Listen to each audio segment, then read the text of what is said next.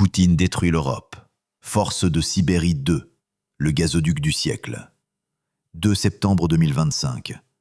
Dans les salons dorés de Pékin, Vladimir Poutine frappe un coup qui résonne comme un séisme à travers l'Europe. À ses côtés, Alexei Miller, patron de Gazprom, annonce la signature d'un mémorandum juridiquement contraignant avec la CNPC, le géant chinois de l'énergie. L'objet ? Force de Sibérie 2, un gazoduc titanesque de 50 milliards de mètres cubes par an, soit exactement la capacité de Nord Stream 2, ce projet européen sabordé dans un suicide énergétique historique. Selon Reuters et le Financial Times, il s'agit du basculement le plus brutal de la géopolitique énergétique depuis la fin de la guerre froide.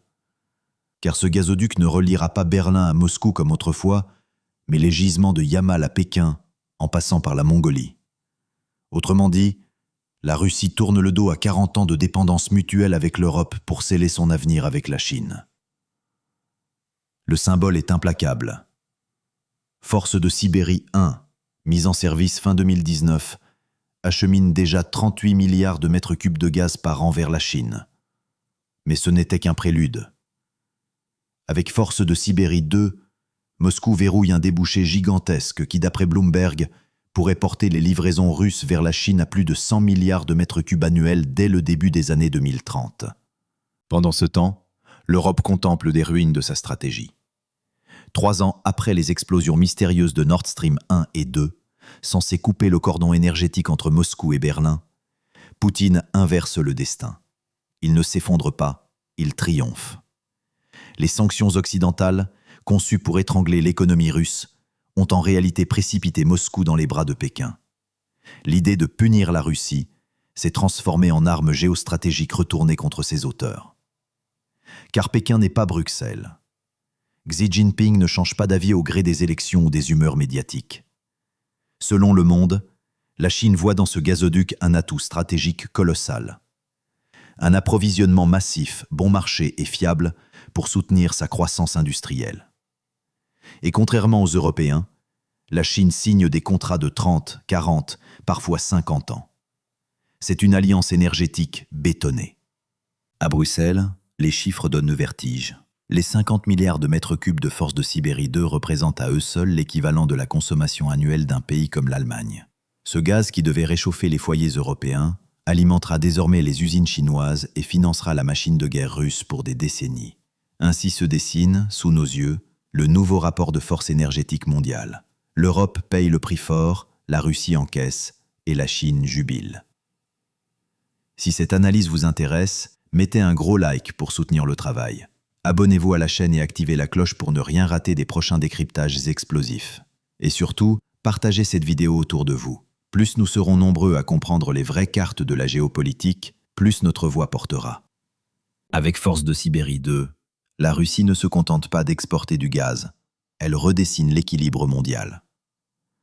Selon Bloomberg, les volumes combinés de Force de Sibérie 1 et Force de Sibérie 2 pourraient propulser les livraisons russes vers la Chine à plus de 100 milliards de mètres cubes par an d'ici la prochaine décennie. Pékin devient ainsi le premier client énergétique de Moscou, reléguant l'Europe au rang de figurant. Pour la Chine, l'avantage est double. D'après Le Monde, Pékin bénéficie de tarifs préférentiels que l'Europe n'a jamais su obtenir. En clair, l'industrie chinoise reçoit du gaz russe moins cher que celui acheté par les Européens sur le marché spot. Résultat, une compétitivité accrue pour ces usines, pendant que les géants industriels européens, étranglés par les coûts, délocalisent. Reuters rappelle que des mastodontes comme BASF, ThyssenKrupp ou Bayer déplacent déjà leurs capacités vers les États-Unis et l'Asie, là où l'énergie reste abordable. L'Europe, elle, paye le prix de ses choix. Avant la guerre en Ukraine, le continent dépendait à près de 40% du gaz russe. En 2025, cette part est tombée autour de 13% selon la Commission européenne. Mais cette victoire politique se traduit par une dépendance accrue au GNL américain et qatari. Or, le Financial Times souligne que le gaz liquéfié coûte 30 à 40% plus cher que le gaz livré par pipeline à cause des frais de liquéfaction, de transport maritime et de regazéification.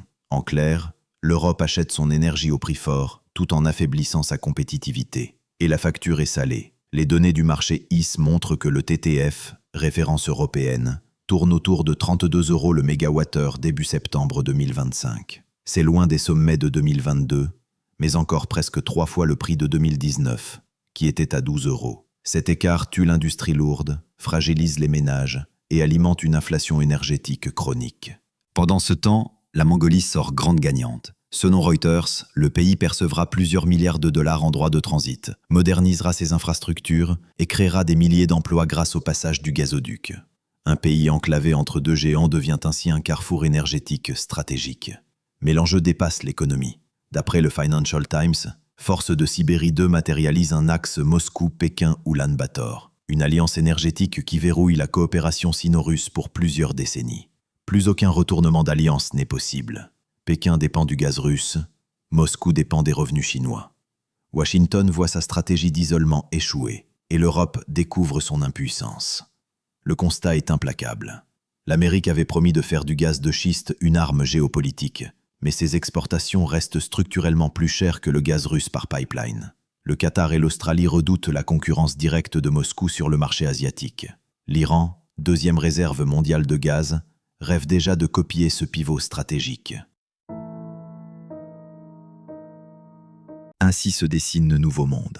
Comme le résume Bloomberg, Force de Sibérie 2 inaugure une ère où l'Asie dicte les règles du marché énergétique, où l'Europe subit les conséquences de ses erreurs stratégiques et où les États-Unis découvrent les limites de leur influence. L'Europe voulait punir Poutine. Elle lui a offert sur un plateau la victoire géostratégique du siècle. Si cette analyse vous a éclairé, mettez un gros like pour soutenir le travail.